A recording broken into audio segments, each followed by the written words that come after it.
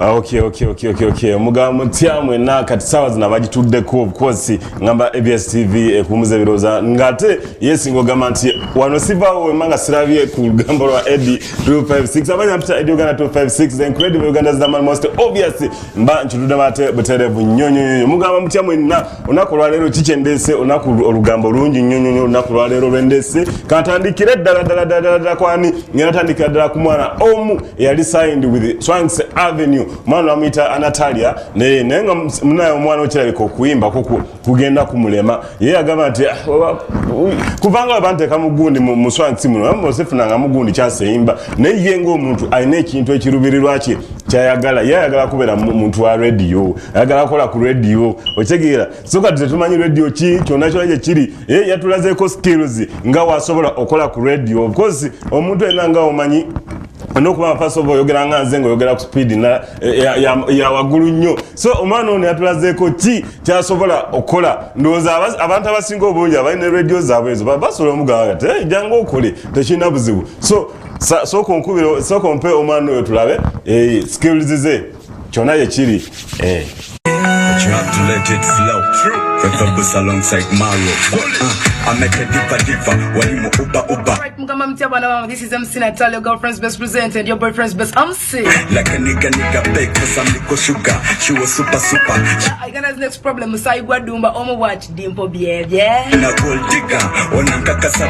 ye full figure. Lady Soli Muringa. Activa Muisa Pepe Busi featuring the R&B Java Zinga Maro. Laria Benz. Ankubanga umemo no full face. Alikutaja pepisa na mayonnaise. 14th February, tell a friend to tell a friend. Okay, omwana wote yabadde of course your experience alaga skills of course yabadde akwesa kahufa ngakendeza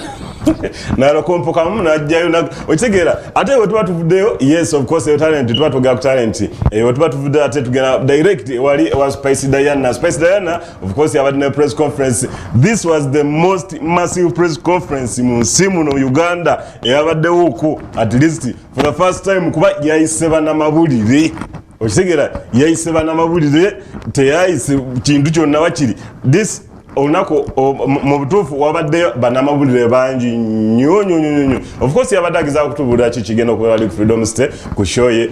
akalama kabadde kayita buli waseera ne wano ku ABS wenyini nkakasa akalama tokayina so naye katugendeyo ko tulabe ki kyabadde naye abanamabulire babaddeyo bangi nnyo kyasinze ku press conferences ezisinga nnyo okubeerawo wano ewaffe wano mu Uganda oba Kampala katugendeyo ko tulabe kyagambye abantu ben tukomewo Balaga music omunje nnyo enyimba zonna ngenda zimba all your favorite songs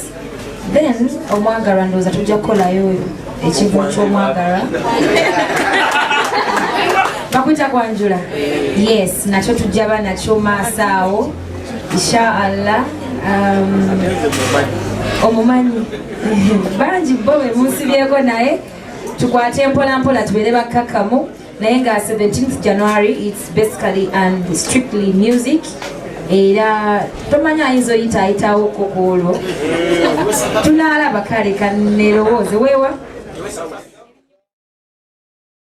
Okay. President of Newati wabadde wali ku press conference of course kigenda kuba kigwera ku Freedom State fenna tuberenga tukaki tugenda ate tuba tuvudde of course tugenda ko wali awa omukulu Bobby Wine Kyagulanyi Sentamu Robert omukulu oyo wetwogerera omukulu oyo kati sawazono ali off behind the bars omukulu no yakwatiddwa olunaku lwabadde lwajjo of course lwaki tumuleta mumbu oba mu lugambo luno first of all Bobby Wine muyimbi for amawule gendeta siga political of course ga muyimbi nga ye Bobby Wine nti omukulu no yabadde yakwatiddwa olunaku lwajjo yakwatiddwa police nemusibawe nagalamane wetogera munaji zabadde sabandoza sawa 2 awo sawa 2 omukulu ono nabeera akolaki bamutadde omukulu Bobby Wine bamutadde masanyu gola bagoya badda kugamba we bamaze okumuda nafuluma zansoka nagenda walimu yabadde amadina silipa omukulu gola boyo yabadde yamalise nasoka ne bekuba zibifaananyi zi selfies biki yes ate Juka okwatibwawe kuno kwabaddemu abantu bangi nnyo ddala waliwo omukulu Amsterdam yavuddeyo n'aleeta ka Twitter n'akakuba n'agamba client waffe otwogera saa zino ali mabega y'emitayimbwa naye mulindeko tulabe ki ekigenda okuddira kaga what next ekigenda okuddaku alaga ng'agamba nti oba there is something ekigenda okubeerawo in case Bobi Wine webatakola ki webatamuta campaign zabaddewo nnyingi nnyo of course nga boogera free Bobi Wine abadde free Bobi everywhere n'abazungu mu Germany nga tulaba Twitter zivaayo buli kimu nga boogera ku free Bobi Wine naye otwogera saa zino omuyimbi waffe munaye Bobi Wine yavuddeyo mukomera naye of course police yene ayina engeri yayogeddemu ebintu ng'amanyi police balina ebintu ab'emisimanyi omukulu ono tali supposed kukola meetings mu maka g'omuntu netwebuuza gundi omukulu ennanga watu yayogedde mbu tali supposed kukola press conferences simanyi gundi consultations mu maka g'omuntu netwebuuza wali ate ku kisaawe gabadde maka gaani so kyonna kye kiri Bobi Wine amawulire agaliwo gali nti yakoze ki yavudde kyetusinga otukolera saawa zino ye fulufiga ne King Michael kyebeekola abantu bano kyebeekola eri mugundi mu trek yaabwe bali mu luweero omwo galamba trek mu butuufu ebintu byebeekola si birungi nnyo kyavuddeko ate n'abawagizi baabwe okwemulugunya nnyo ne bagamba nti abantu betubadde tutwala ng'abantu ab'amagezi abantu abagenze mu kutambula n'omukulembeze wa ggwanga ate kati bino obusolosolo bwe beekola kati olwo mutulabire ku ebyo okulaga nti simanyi kibiina kye balimu kirungi nnyo okitegeera so abawagizi baabwe naddala because King Michael muyimbi ate full figure naye muyimbi okitegeera ate era oyadde nga bonna ba faded artists bonna bavaako naye amazima gali nti bawagizi baabwe abakyabagobera ate beemulugunya nnyo naddala ku social media omukulu oyo full figure avudde n'abisuula ku social media n'abisuulayo naye ekintu kyane abantu bayombye nnyo agambe full figure tubaye tukwesiga nnyo nti oba presidential advisor mulambo ina ne office otegera ate gwe addamu ebyo katolwa omukulembeze abakola kiwalaba efaananyi webityo alaba daddanga omuntu gwe yalonda okumuwa amagezi akola omulimu gwayo ndoozo gwe mulimu gwe naye ase munnange kyekyo wekyabadde ate eri wetuvaayo of course tugendako wali ebyakitonsa ne Grace Kani byo bikyagenda mu maaso Grace Kani yavuddeyo n'alayira n'aganda kojja kitonsa amazima ge nti n'okola otya sisobola kuta ge mazima sobola kuta lwaki wankwana ge wali obesinze kuki lwaki wangamba ebigambo bye kwegamba ebinkyusa omutima nze nenkyuka omutima gwange olw'okuba gwe ate kasaawa zino kiraga oli kunta jjukira kitonso ono yasooka naye n'atandika nga manager bamanager bitambulawo manager tuba tuli awo ekintu ate ebintu ebbango ng'aliwanika kati kyetwogera bwe twogera laavu tekyaliwo kitonsa